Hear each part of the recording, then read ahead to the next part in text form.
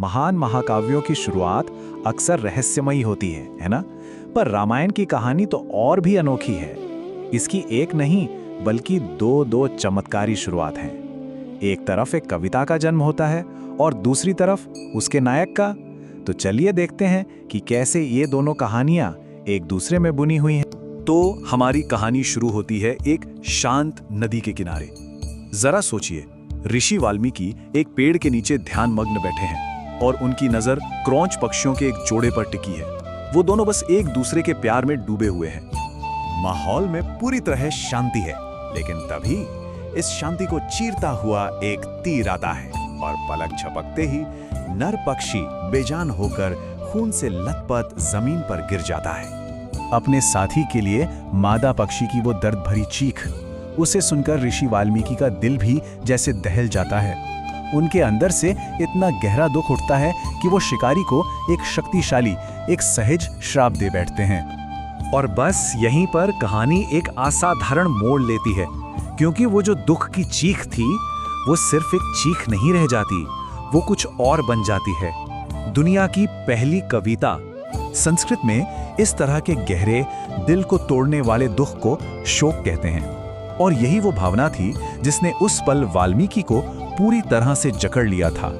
तो जब वाल्मीकि ने श्राप दिया तो उन्हें खुद यकीन नहीं हुआ। उनके मुंह से जो निकला वो गुस्से या दुख के बेतरतीब शब्द नहीं थे, वो तो एक श्लोक था, एकदम सही मीटर में, सही लय में, एक कविता का छंद। ये कमाल का ट्रांसफॉर्मेशन था, है ना?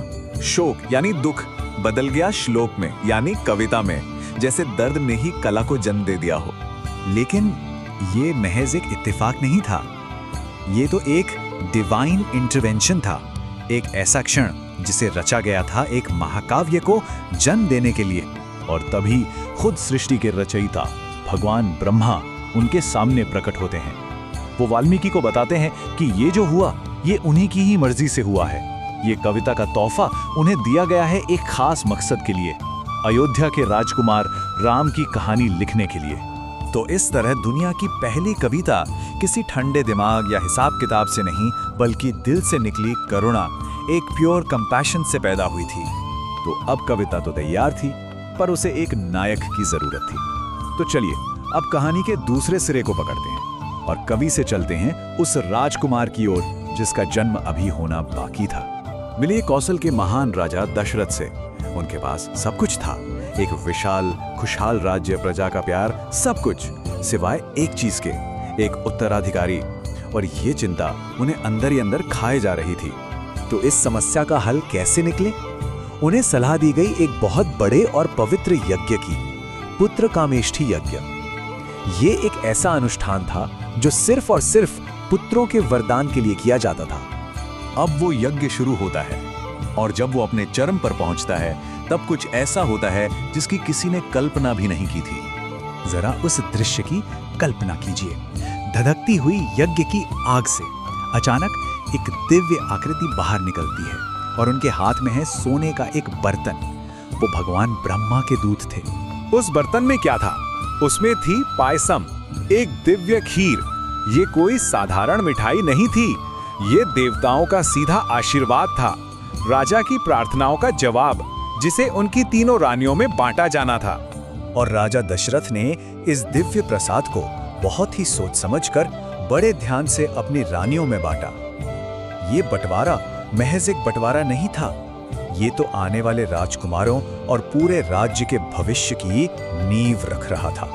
तो अब हमारे पास कहानी के दो अलग अलग धागे हैं। एक तरफ एक कवि का जन्म, दूसरी तरफ एक राजकुमार के जन्म की तैयारी। अब देखते हैं कि किस्मत इन दोनों को एक साथ कैसे बुनती है। ये देखिए, ये कितनी अद्भुत बात है। एक तरफ ब्रह्मा जी एक कवि को प्रेरणा दे रहे हैं कि वो एक राजकुमार की कहानी लिखें, और ठीक उसी वक्त दूसरी तरफ एक दिव्य दूत उसी राजकुमार के जन्म का साधन लेकर राजा के पास पहुंचता है। मतलब एक कवि जिसे दिव्य इच्छा से बनाया गया और एक राजकुमार जिसका गर्भ धारण भी दिव्य इच्छा से हुआ। एक कहानी अपने नायक का इंतजार कर रही थी और एक नायक अपनी कहानी का। और ये सब हमें एक बहुत ही गहरे सवाल पर लाके छोड़ देता है। क्या कोई महान कहानी सिर्फ किस्मत में जो लिखा है उसे बताती है, या फिर उस कहानी को कहना ही आने वाली किस्मत को बनाने में मदद करता है?